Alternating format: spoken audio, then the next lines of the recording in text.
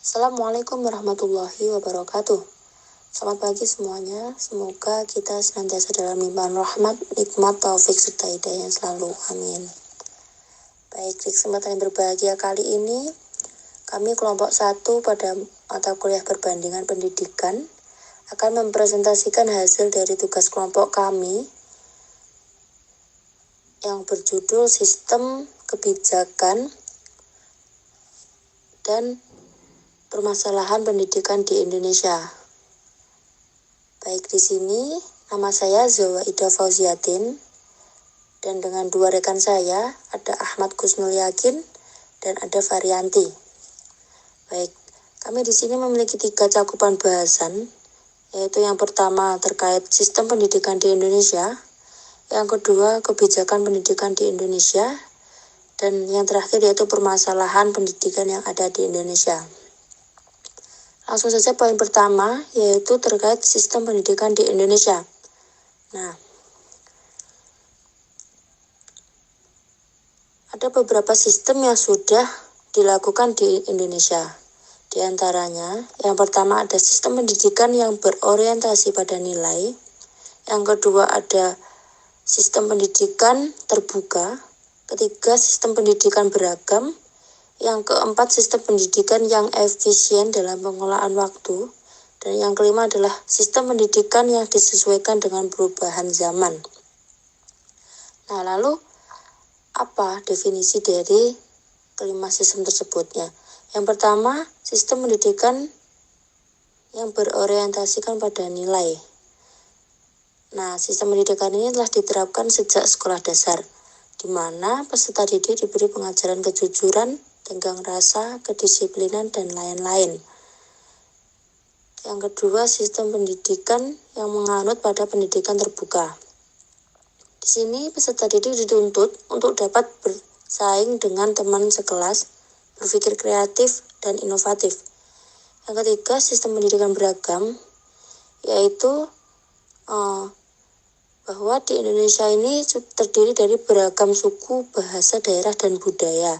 Serta pendidikan di Indonesia juga terdiri dari pendidikan formal, non-formal, dan informal.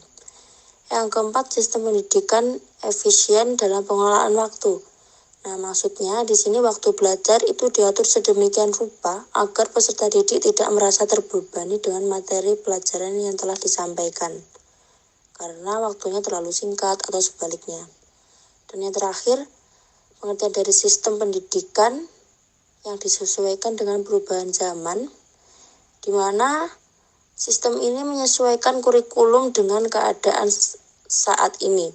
Oleh karena itu, kurikulum di Indonesia sering mengalami perubahan atau pergantian dari waktu ke waktu, hingga sekarang Indonesia menggunakan kurikulum merdeka. Poin selanjutnya yaitu terkait kebijakan pendidikan di Indonesia.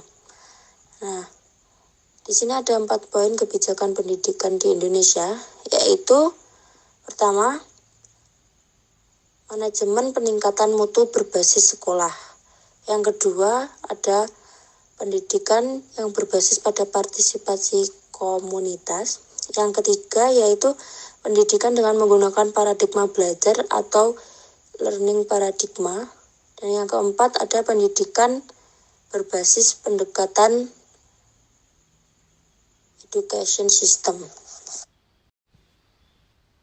Baik, materi selanjutnya yaitu permasalahan pendidikan yang dihadapi oleh bangsa Indonesia.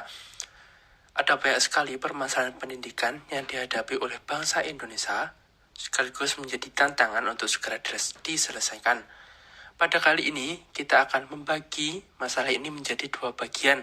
Yang pertama, masalah pendidikan di Indonesia dalam lingkup makro, dan yang kedua, masalah pendidikan di Indonesia dalam lingkup mikro. Yang pertama, dalam lingkup makro, ini meliputi segala sesuatu yang berkaitan dengan A. Kurikulum yang membingungkan dan terlalu kompleks. Perubahan kurikulum yang terjadi tentunya dapat membingungkan, terutama bagi guru, siswa, bahkan orang tua. Selain perubahan kurikulum yang diterapkan di Indonesia juga terbilang cukup kompleks. Hal ini sangat berpengaruh bagi guru dan siswa, siswa akan dibebani dengan beberapa materi yang harus dikuasai.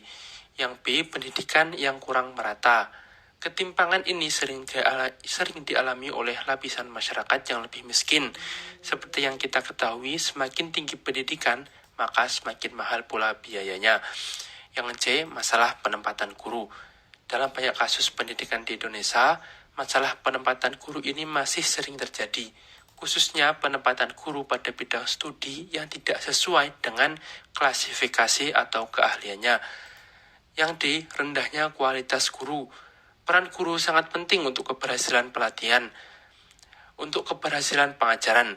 Hidup sebagai guru memang tidak mudah, banyak sekali tugas. Namun faktanya, masih banyak guru yang menganggap remeh pekerjaannya dan melakukannya hanya untuk mencari penghasilan saja. Lingkup kedua yaitu lingkup makro. Ini meliputi A, metode pembelajaran yang monoton. Metode pembelajaran yang monoton ini berarti tidak terjadi perubahan dan inovasi. Dengan kata lain, metode ini dilakukan seolah-olah tidak ada perbedaan dalam pengajaran materi. Yang B, sarana dan prasarana kurang memadai. Masalah rendahnya kualitas sarana dan prasarana pendidikan ini bisa disebabkan oleh beberapa faktor seperti penyaluran dana yang terhambat, penyalahgunaan dana sekolah, perawatan sarana dan prasarana yang buruk, pengawasan pihak sekolah yang acuh terhadap sarana dan prasarana, dan faktor lainnya. Yang C, rendahnya prestasi dan minat belajar siswa. Banyak sekali faktor yang menyebabkan rendahnya kualitas prestasi dan minat belajar siswa, antara lain seperti faktor keluarga, seperti terjadi konflik di dalam keluarga, kemudian faktor lingkungan, seperti orang-orang di sekitar acuh terhadap pendidikan, pergaulan yang buruk, dan lain-lain. Mungkin cukup sekian yang bisa kami sampaikan. Apabila ada kekurangan dan kesalahan kata, saya selaku perwakilan dari kelompok pertama memohon maaf yang sebesar-besarnya. Wabillahi taufiq wal hidayah, waridhu wal inayah. Wassalamualaikum warahmatullahi wabarakatuh.